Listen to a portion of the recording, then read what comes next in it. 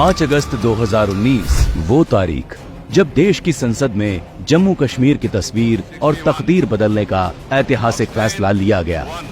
और भाजपा ने जम्मू कश्मीर को धारा 370 की बेड़ियों से मुक्त करवाकर अपना दशकों पुराना वादा निभाया। इस एक फैसले से जम्मू कश्मीर भारत के साथ अखंडता के सूत्र में बंध गया। कश्मीर को धारा 370 से आजाद कराने की शुरुआत हुई 1950 से, जब डॉक्टर श्यामा प्रसाद मुखर्जी ने सबसे पहले अनुच्छेद 370 के विरोध में आवाज बुलंद की थी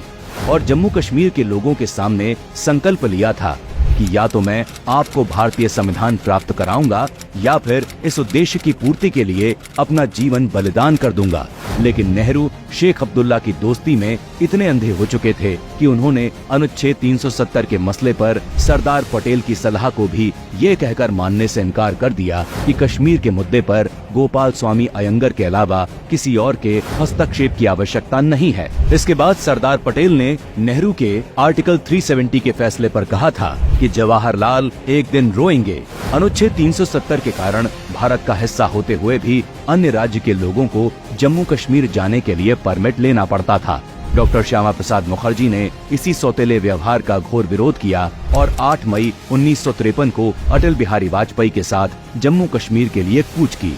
बिना परमिट के जम्मू कश्मीर की सीमा में प्रवेश करने पर बौखलाए कश्मीर के तत्कालीन सीएम शेख अब्दुल्ला ने डॉक्टर श्यामा प्रसाद मुखर्जी को गिरफ्तार करवा लिया। 40 दिनों तक डॉक्टर श्यामा प्रसाद मुखर्जी जम्मू की जेल में बंद रहे, जहां उनके साथ कैदियों से भी बुरा बर्ताव हुआ और 23 जून 1953 को रहस्यमयी परिस्थितियों में उनकी मृत्यु हो गई। डॉक्टर श्यामा प्रसाद मुखर्जी की मां योगमाया ने अपने बेटे के निधन को हत्या बताते हुए नेहरू से जांच की मांग की, लेकिन नेहरू ने उनकी मां के पत्र पर ध्यान तक नहीं दिया। भारत की अखंडता के लिए डॉक्टर श्यामा प्रसाद मुखर्जी ने अपना सर्वस्व न्यौछावर कर दिया, लेकिन मोदी सरकार ने डॉक्टर मुखर्जी के दिए नारे नहीं चलेगा एक देश में 2 विधान 2 प्रधान और 2 निशान को पूरा किया और जम्मू कश्मीर को आर्टिकल 370 से मुक्त कराया। 2019 में कमल द्वारा किए गए कमाल से आज हर कश्मीरी का सालों पुराना सपना पूरा हो रहा है और जम्मू कश्मीर विकास की